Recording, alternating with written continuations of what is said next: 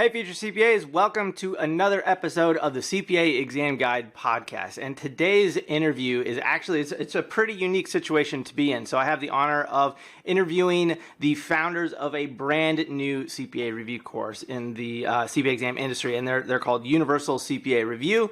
And what's so cool is that it's not very often that a brand new CPA review course hits the market. So it's going to be cool to see where these guys are coming from, what motivated them to start a brand new CPA review course, what weaknesses they see in the industry, and what their ultimate mission is to solve. And a fun fact, they have a special offer just for CPA Exam Guide podcast listeners. So if you head to universalcpareview.com and then you sign up and start a free trial, they're going to give you access to one free test bank so that you can get access to all their content in their test bank for one specific section. So this offer does expire on June 30th, 2021.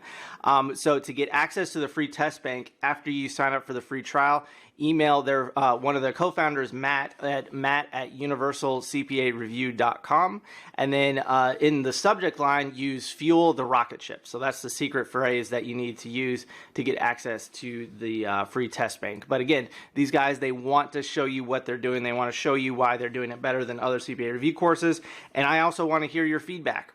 Because again, as a reviewer of CPA review courses, I do rely on student feedback. So I want as many people as possible to sign up for the free trial, give them a shot, and then I'd love to hear from you what your thoughts are on how these guys are doing, what they're doing differently than your current CPA review course, and a whole lot more. So it's definitely a great offer. So head to universalcpareview.com, sign up for a free trial, and then email Matt at universalcpareview.com and include the secret phrase "fuel the rocket ship," and then you can tell them which section of the CPA exam you want to receive the free test bank from. And again, this offer does expire on June 30th, 2021.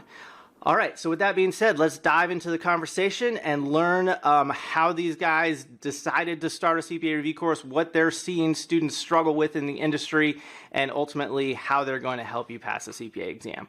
So let's get started. My name is Brian Kessler, and I help smart accountants pass the CPA exam no matter how busy they are. My ultimate goal is to get you from stressed to performing at your best, no matter what CPA review course you're using. Welcome to Ultimate CPA Exam Guide. All right, future CPAs, so I am here today with the founders of the brand new CPA review course, Universal CPA Review. So welcome to the show, Matt and Joey. Pleasure to have you. Thanks for having us. Absolutely, absolutely. So I always start off my interviews just kind of asking, you guys are both active CPAs, and what's your past story? Do you have any interesting? Did you freak people out when you found out that you passed or anything like that? I'd love to hear what that story was like. You want to fire it up, Matt? Yeah, I'll start first. I think to get to that point, yes, I did pass them all, but there was a little bit of a scare one day. I remember it was audit. It was a Thursday, and I was completely ready to go. I was like, yep, I'm ready to nail this. And I started playing Xbox. I think I was playing NHL or something. And later that day, my mom asked me, just confirm your time exam, the exam time tomorrow, because after that we're gonna, go to your grandma's house. And so I got on the site, I looked at the time and realized that the date seemed oddly familiar, and it was actually today, right? I was supposed to take the exam on Thursday, and instead I was playing Xbox, right? And so fortunately enough, I was able to reschedule for the following week. But that moment, could have really derailed everything. But no, ultimately, like my past story is, kind of like a lot of people's. It's you sit there, you refresh your browser, and you just hope for the best. I remember I was actually in Indianapolis for the PwC new hire training, and probably after being out all night, I woke up in the morning and I had gotten an email that the scores were ready. And at that time too, now everything was optimized for mobile, and so you had to log in on the top left of your phone and then scroll way down to the right to see if you passed. And fortunately, I did end up passing all those, and then I went back to bed for an hour. But that was basically my crazy moment. Yeah. My experience wasn't nearly as seamless as Matt's. He's the accounting whiz on the team, but my experience was a little bit more traumatic. I think I think that I I struggled through the exams a lot, so I think every exam, with the exception, I think, of one, I had to take more than once. Audit was definitely my kryptonite. And it's probably oddly one of the sections that I know the best now, probably because I was taking it all the time. But I remember I had failed audit, I think, for the third time, and I called my dad at 3 a.m. because I just couldn't sleep, and I had the BEC exam in a week. And so I was just panicked, and he was just, he answered my call, probably just, shocked that I was calling that late. But, I was like, God, I failed for the third time. What do you think? Like, and he was like, well, I mean, if this isn't for you, you should think about, you could always go sell insurance or something, and I was just like, nothing against selling insurance, but I was like, God, I need to find a way to pass this exam. And, I was able to pass the next time. Crazy story. So I thought my exam, it's similar to Matt's. I thought my exam was being taken so I'm out in New York City, and I read it as Broadway, 180 Broadway, I think was the address. And turns out the address was Broad Street, not Broadway. So I woke up early. I was like, I'm going to get there 30 minutes early. I'm going to eat a hearty breakfast. I'm ready to rock. And I get there, and I was talking to the Prometric lady, and she was like, this isn't the right address. This is Broadway, and so I panicked, obviously. So I went from, being there early to sprinting down the bus lane, near Times Square, like trying to get there. So I stumble in just sweating profusely. I'm like, I'm sorry, I need to cut the line. Like, I'm 15 minutes late. Like, can somebody help me? And like somebody just is like dying or something. They thought that there was like an emergency. Like, so they're like, yeah, man, it's not a big deal. We'll just like, just take the exam, And, I think I passed, actually, which is crazy to think about. My headspace walking into that was just like sheer panic. But that was one of the most memorable ones for sure. Maybe that's the tip, is to jack up your heart rate right before the exams, and then totally. that'll eliminate all your anxiety and like just pre-game routine. Yeah, just like do a quick sprint for a mile and just cut the line when you get there. Yeah, no, that's a good idea. I like that one. Yeah. I mean, it's the Prometric experience. That's something I just actually shot a video on. It's like you have to almost like have a routine and just the night before double check everything and like have a checklist, and it's something that you could be the most prepared CPA candidate, but then if something goes wrong, like you take a wrong turn or there's traffic or something, like it can totally derail you. So other than like seeing a question and being like, oh my God, I never saw this at all when studying. Yeah. Realizing that you went to the wrong address is the worst possible scenario. Oh, it is. Yeah. It's an unreal trauma. Yeah, I mean, and then that's crazy. And then you have to go through a security process that's a little bit tighter than even, trying to get on an airplane. So, right. That things are important. That's so well, and yeah, I mean, is your dad an accountant, Joey? I'm just curious. No, he's not. Okay. I mean, he's a doctor, so he has some experience with a lot of these exams, and I mean, he's sort of been a mentor for me and talked me through a lot of it. But I remember I was calling him, just like trying to get to this Prometric center. I was like, I messed up, like, and he was just like, calm down, just get there. And it was awful. Yeah. My dad, he's an Elijah Watt Sells winner. So like he took it the year I was born and was top 100 out of tens of thousands of people. So when I failed audit 3 times as well, and he just couldn't relate. He's like, well, I never failed, so I have no advice for you. Yeah. Matt just doesn't understand me. Yeah. It's simple. Yeah, but the key takeaway is that we're all CPAs the same. Like once you pass the exam, nobody's asking you about your scores. Nobody really cares about that. So it's just, can you pass the exam? And that's what the AICPA is looking for too. Is that how do you react after failure? And so if you're somebody who just gives up, then they're like, well, that's easy. You don't deserve the license. But if you can persevere over something that, you failed multiple times, I think to me that's so valuable.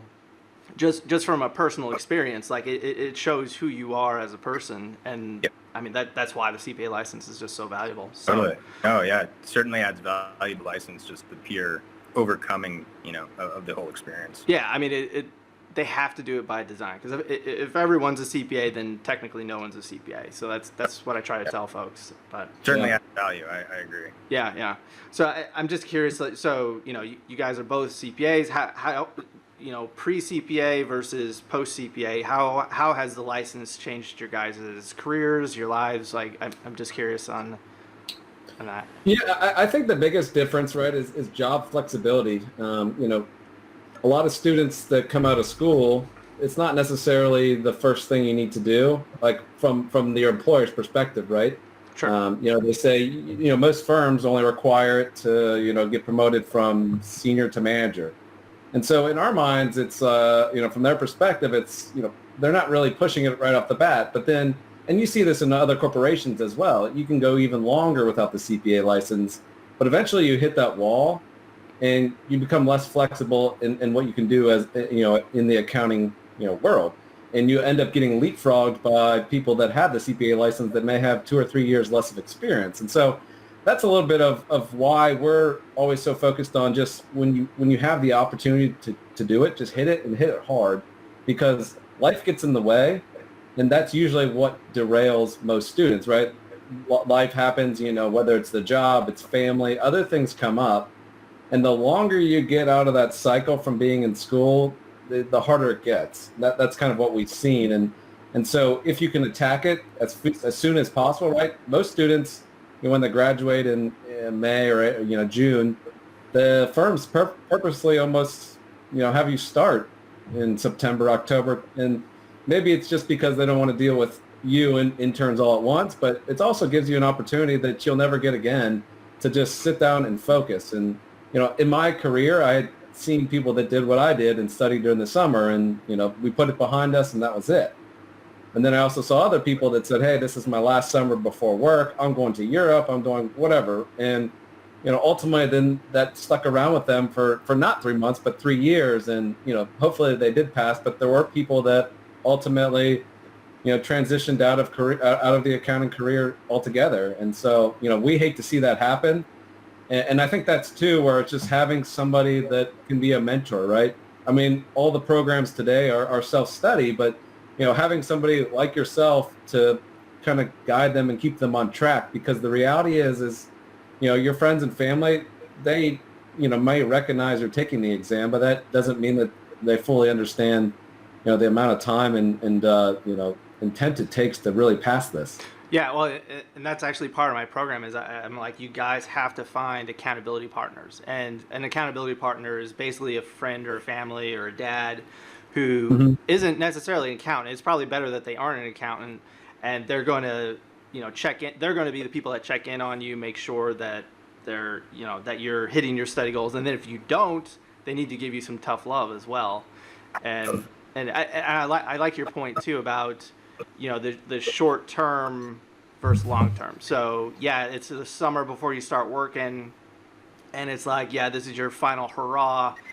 But then it's like, I mean, both of you guys, you have newborns on the way or recently, like I couldn't imagine studying for the exam with kids and stuff. And so, sure, that it would be fun to go to Europe, but then, life, it just gets infinitely harder once you start working full time. It's just so hard to, to justify a short term, I don't know, going on the trip to Europe isn't necessarily worth it in the long run.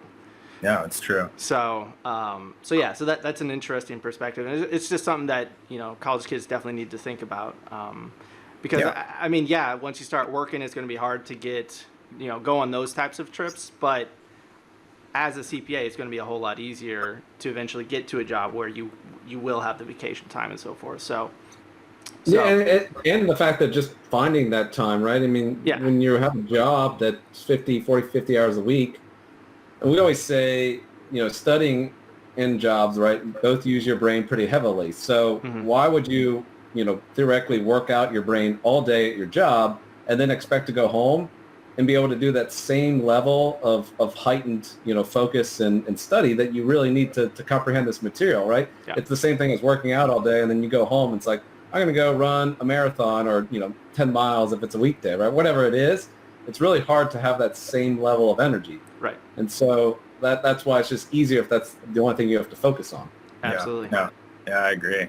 Yeah, I mean, quoting my dad, Dr. Reeve here, he would always tell me, pay now or pay later, but everybody pays, and that's just, a quote that sort of sticks with me. To your point, the opportunity now before you have things like happening in your life, whether it's children, whether it's, goals that you have in your immediate short-term future, getting this done and knocking it out now will, open up so many opportunities later on. And it's also just going to be one less thing that you have to worry about later on.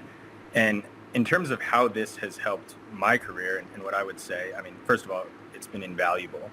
I think that there's a stigma around accounting that once you pursue this, once you decide to start, pursuing the CPA designation, that you are pigeonholed as this accountant. Right? You're either in audit or you're in tax, and that's it. That's what you have to do for the rest of your life. And that's just not the case. I think whether you want to be a Deloitte auditor, whether you want to be an investment banker at Goldman Sachs or a consultant at McKinsey, this is something that is a designation that is going to demonstrate that you are fluent in the language of money. And really that is what accounting in the background, sort of does demonstrate. And at the end of the day, it's going to open up a lot of opportunities. It did for me. And once people get that license, from what we've seen in the students we've talked to and the success stories that, we've experienced, a lot of opportunities have opened up, and they've been able to sort of execute on that and grow and advance in their career. And ultimately, that's something that we've seen with people we know and is sort of just kind of becoming this reoccurring theme.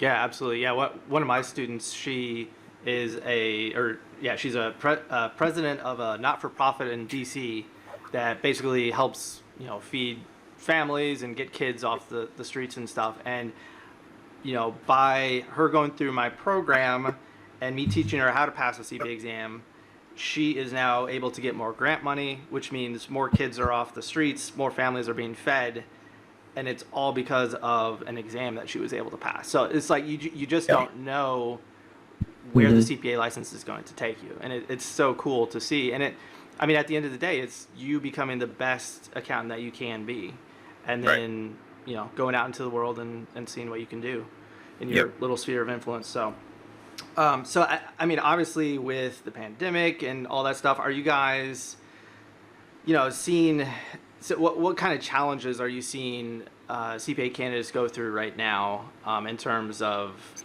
just the weird remote working from home and so forth? I'm just curious on what challenges that you're seeing from that your students have. Yeah, I think for everybody, they're having a hard time, separating things that are important in their life. Mm-hmm. You hear people that have this issue with people that always worked at home. When do you stop? Because you can keep going and going. And we've even struggled with that. How do you disconnect and spend the time, with our newborns, our families? Because it is so easy to just be at home all day, and then you end up in the same little room and doing the same little thing. And so for CPA candidates, it's been sort of the same thing. It's now they have all this time to study, and which is great, but at the same time, you can overstudy, you can be inefficient because you have all this time and you're not focused in when that this is the time you do have. And so I think it's been really hard for people to really just sit back and focus on exactly what's in front of them, and then also just keep on track with the big picture of what you need to do to get ready, because every day kind of was the same during the pandemic. It didn't really matter what day of the week it was. You weren't leaving your house, and so it was I think an interesting learning experience for everybody. I think everybody's excited to get back to normal life, but I think the biggest takeaway is that you need to have those things in your life, the simple pleasures, in order to sit down and truly focus on the things like work, passing the exam, stuff like that. Oh, absolutely. Yeah. I've been working from home since 2014, 2015. So I was in quarantine before it was cool, I guess. but it took me years to figure out how to set office hours, and, just having your phone with you constantly, like turning off notifications after 5 o'clock or 6 o'clock or whenever, you're done with work. That, nothing is that urgent when Exactly. and so whatever you're doing, whether it's family time or whether it's studying too, is like you want to be 100% present at that very moment with what's in front of you. And so, if your phone is constantly buzzing with work emails and stuff, like just turn them off. Go into airplane mode or whatever, and just kind of isolate yourself away from the outside world, because that can wait until tomorrow. And then if you have designated time set aside to do those particular things, then that's kind of how I have to organize my life, because I mean, as entrepreneurs, like, it's impossible to turn your brain off. Like, relaxing is just extremely difficult. And it's the same. And ultimately, like, the CPA exam, it kind of got me into this mindset as well. It's like I almost feel guilty for not doing something. Like, sitting down and watching a movie, it feels like I'm like I should be doing something. Like, so and that's something that I think it's good and bad at the same time. So I mean, the CPA exam, it really shows you what you're made of, and you get through so much information as quickly as possible. But then you do need to turn it off. You have to train yourself to turn it off, or else you do kind of go crazy. Oh yeah, no, I mean, it's such a good point. I was reading this book.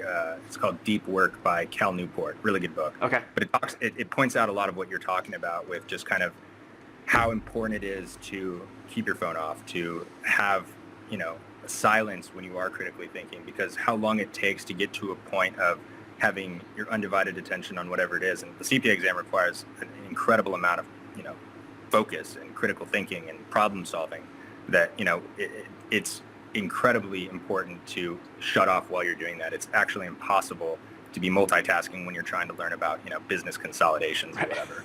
You know what I mean? So it's like it's hard enough to do with total silence, that once you have all these noise in the background, it becomes twice as hard. But yeah, no, I mean, in terms of the pandemic, I think the CPA exam is already this huge hurdle in somebody's life. And once the disruption of the pandemic sort of hit and sunk in, I think even just psychologically, psychologically overcoming and getting through the CPA exam is hard to do. It's not something that you just do. It's something that requires day in and day out obsessing over.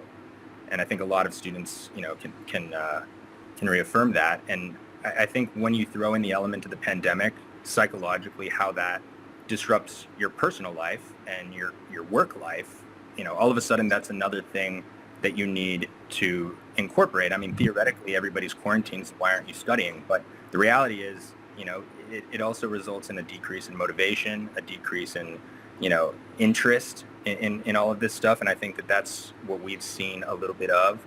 I think now students are starting to kind of come out of the woodworks again and realize that, hey, there is light at the end of the tunnel here, and it's important that I get back on the horse and start taking this seriously again. And we constantly urge students to go ahead and do that, because this isn't something that is necessarily going to last forever, and your career is still going to be there when this does end, and you do need that designation with or without a pandemic included in your life. So that's what we've seen, and that's kind of the message I'd like to give students. Yeah, that's great advice. And I mean, community, I think, is the biggest thing missing. So when I was sitting for the exam, I had several friends who were studying for it at the same time, and we'd always go out for beers or whatnot and kind of compare notes. And I mean, that's honestly how I recovered from failure, was by, finding people who had already passed the exam, taking them out for beers and being like, hey, what the heck am I doing wrong? And I mean, they opened my eyes to so many things I was doing wrong. And so, it does concern me about the students who are graduating this coming year. Like, they're going to have just a lot of catch up on. But again, it's not an excuse. I mean, you have to come out ahead of the pandemic. And if you wait until everything is back to normal, then you're just setting yourself up to be way behind. So no, it's so true. Yeah, it is so true. Cool. So I'd love to know. So you guys founded Universal CPA Review. What was it, a year or two ago? It's been a. So I mean, I technically started working on it about three and a half years ago. Okay. Matt joined me about 18 months ago, and we really took the plunge and dove into this head down about close to 18 months ago. More or less 2 years ago, which really kicked this into a second gear and allowed us to snowball it into what it is today and really take it to the next level. Yeah. Sure. So for the folks listening who aren't familiar with who you guys are, what you guys do, what is Universal CPA Review, and what's your ultimate goal for the industry? Yeah. Yeah, I think at the end of the day, the CPA exam is extremely verbose. It's convoluting. It's arcane content out there that you need to be proficient in. And I think what we're trying to do is we're trying to take this challenging material and make it a lot easier for students to absorb and digest. We're kind of taking more of an approach, a student approach. We are coming from the student's perspective when we created this course. And I think what we're trying to do is, kind of give you this tutor-like and hand-holding approach through the material. I started, when I was studying about 5 years ago, I found a lot of the material to, be a little unhelpful. And I thought that it was important that, there was material out there that allowed students to fully have this, like, oh, now I see it sort of moment, Sure. and that's sort of where the whole concept of the visual learning really comes into play. Immediately after passing the exams, I started tutoring.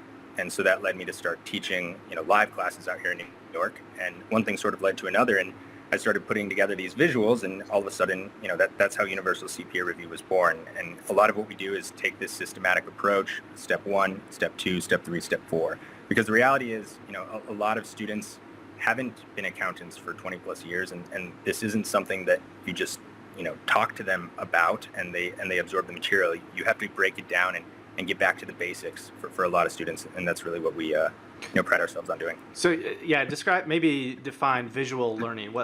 How is that different than what's already out in the industry? Yeah, I mean, so typically, I mean, we've all seen it. That those of you that have studied, right, or are studying, it's giant blocks of text, and I think for me at least, when I read through that, it goes in, and out, and it's hard to comprehend. You just highlight the important stuff, right? That's exactly right. Visual learning it is very vague. I think the important thing to recognize that we recognized is that it makes it easier to sort of comprehend the information. I mean, there's that saying, 1,000 words equals one picture. Well, that's kind of how our textbooks and our materials look. It's a bunch of pictures. It's been, compared to a children's book in a sense. But what it does allow you to do is you keep seeing those same visuals, in the lecture and the study guides. And then when you get them reintroduced again for the multiple choice videos and the simulations, right, you start to learn how to apply those visuals to the specific topics. And what that does is it creates a memory. So similar to how you put a picture on the wall of, your family trip down to Florida, and you remember that moment vividly because you see that picture, same idea.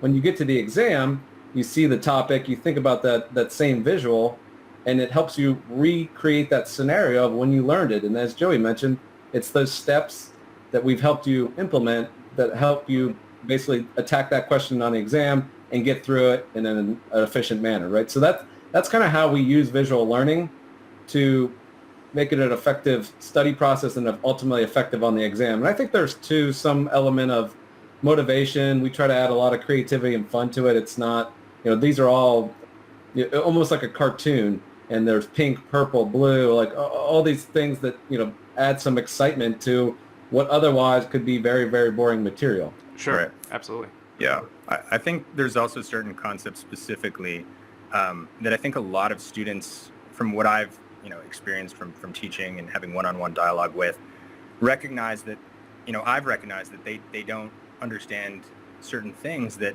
maybe it's expected for them to understand when they walk into it. And the reality is they went to college and they took the courses, and yeah, theoretically they should have a foundation and a fundamental understanding of a lot of this stuff. But we talk to students all the time, and just the other day I was talking to a student and I asked him, what's the definition of an assertion? All three of us know that, because we've studied and we pass the exam and we talk about this stuff day in and day out. But a lot of the students really just don't know the basics, and I think we recognize that. And like I said, we come from the student's perspective. We were those students, within the last decade. So with that said, we take that approach and we break it down. Let's define the word assertion. Now let's tie this back to how this, is related to management making these assertions and the audit subsequently testing those assertions. At the end of the day, that's what we're all about.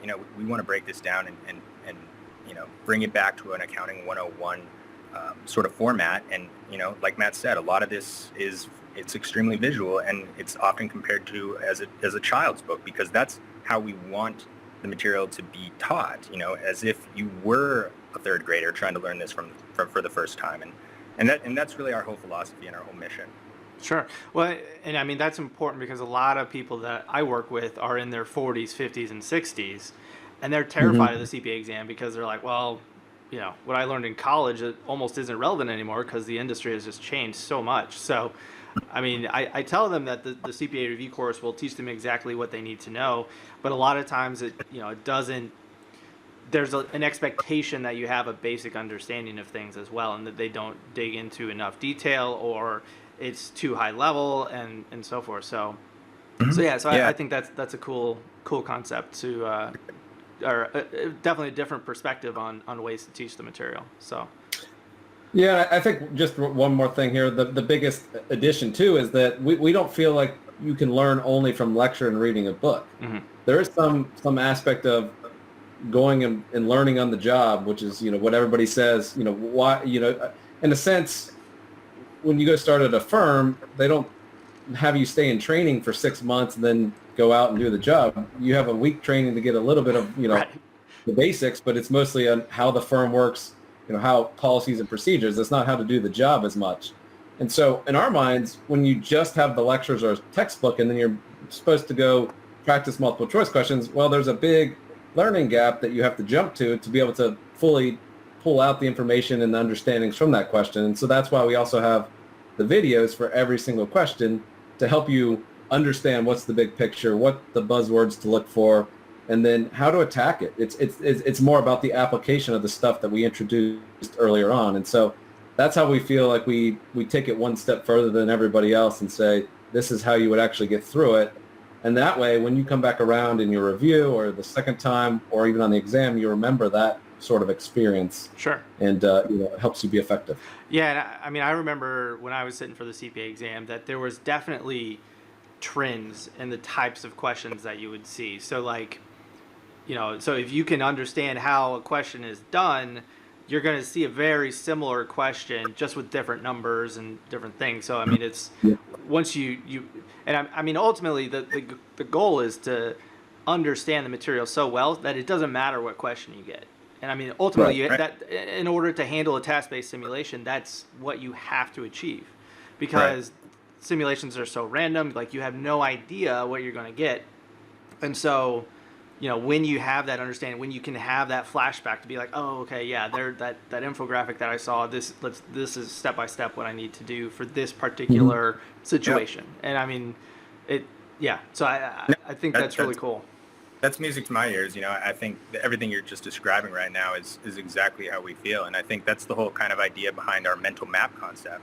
We literally want to create that for you. We want to give you this mental map, or even allow you to, create your own mental map to an extent, and sort of give you, when you're looking at a question, you say, okay, we're talking about bonds. What are the 4 to 5 questions that they can ask me about bonds? I know those 4 to 5 questions that's listed out. And now all of a sudden I have this systematic step 1, step 2, step 3, step 4, step 5, and I can back into any answer choice that they give us. And that's really what I mean by breaking this down and bringing it back to the basics. Sure, absolutely. Yep. That's really cool. So how many years did you spend tutoring, Joey? I'm just curious. No. I guess in total I spent probably about 4 years tutoring. Okay. And then I kept, and I was teaching live classes as well. I had a former professor out here who has a CPA review live learning type environment that I jumped in on and taught some courses as well. So yeah, about 4 years teaching. Very cool. Yeah, I mean that's how a lot of the big names in the industry got their start, was just by doing that, and then be like, oh, well, I could do this better than the company that I'm working for, and then then they kind of dive into it. But something that is, I think, especially with the bigger box CPA review courses that I see just from my end, is that these companies are very siloed. So like, they have their marketing departments, but none of them are CPAs. They have their study material creators that are CPAs, but then they don't actually interact with the students. And then then you've got the so I mean, everything is very siloed. So I there are advantages to working with a smaller CPA review course, because there's going to be, you're going to be working one-on-one with a CPA who is, that's kind of, it's more, it's like the big box versus the mom and pop shop type mentality. Yeah. So like, what level of support do you want versus do you want to just be considered a number? Yeah, no, look, I mean, at the end of the day, what's the end goal here, right? It's to pass the exam. And sort of the beauty of working with us while we're still in our infancy, hopefully we do grow and can have, multiple departments and account managers and sales reps, like, all the big kids. But at the end of the day, it's Matt and I, we are CPAs. We are the ones who are interacting with our students and addressing all the questions that they have. That's something we always tell, whether we're talking to students at universities or, larger groups from, CPA societies, whoever it is we're talking to, we say, look, we aren't account managers. We're not sales representatives. We are you just 5 to 10 years later. And we created this, and you're talking to the founders of the company. You're talking to the creators of all the content. So we know this stuff inside and out. We feel like there isn't anything that you can ask related to the CPA exam content that we can't answer. Whereas if you give, a larger corporation a call, maybe it's harder to get those questions answered. Sure. To your point, that is what, can add tremendous value. Well, and your personal reputation's on the line too. So Absolutely. I'm a small guy too. It's like I've only got 1,000 or so students, but like I literally care and work with every single one of them if I can and do whatever I can to pass, because if I can get even one person a result, then they're going to go tell their friends and so forth, and word of mouth just gets out, and that's how you have to do it. Like, yeah, Matt says it all the time. Your success is our success. So. Yeah, and I think content is always viewed as this, it goes out and that is what it is. Content for us is, it's live. It's always being changed. And what we do is, because we do have those interactions, and we have a tool called Ask Joey that we encourage people to ask questions, and we collect that feedback. We start to look at the feedback and go, okay, where's the trends here? What are students not understanding? And we go in that day and we'll fix the question explanation to make it better, so that, the same person or somebody else, a month later does the same. So it's got to be, it's just always iterating, because it can always be improved. There's not one way to explain it.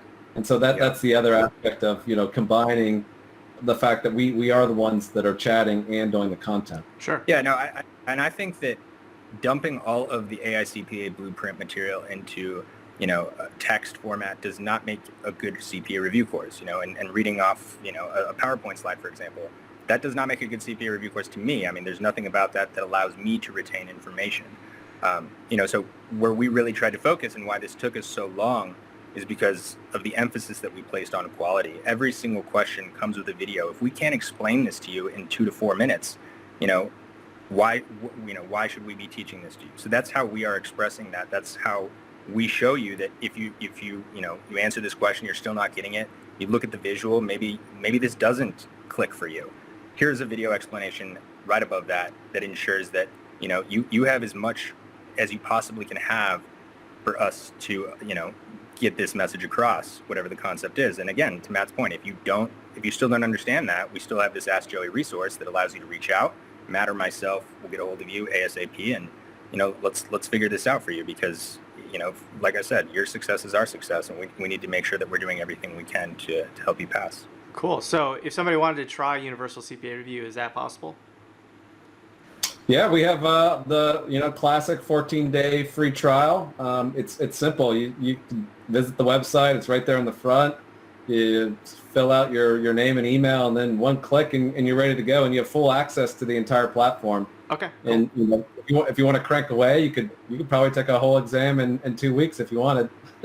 Cool. What's your guys' URL, just for the folks to might be listening? So it's universalcpareview.com. And as a special offer for your listeners, Brian, if you go to the website, sign up for a free trial, and then you can email me, Matt, at universalcpareview.com, and mention the phrase, fuel my rocket ship, right? Because the CPA is a journey. We're giving away one free test bank, which is multiple choice questions and simulations, and they include all the video explanations that we just mentioned. And we'll add that to your account, and you'll be ready to rock. Sweet.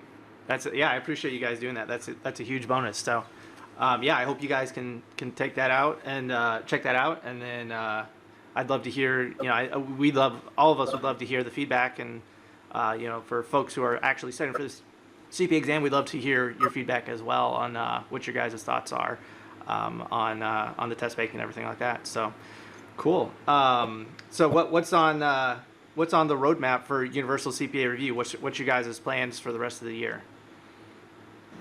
Yeah, so I think at this point, we're spinning out our review course. Obviously, the changes that everybody is aware of, and trying to refrain from panicking on coming up in July. I think that there's some stuff that's obviously coming related to data analytics, both in the BEC and audit side of these exams. Some content being removed for reg and FAR. So I think first and foremost, we need to ensure that our quality and our product remains intact for those updates.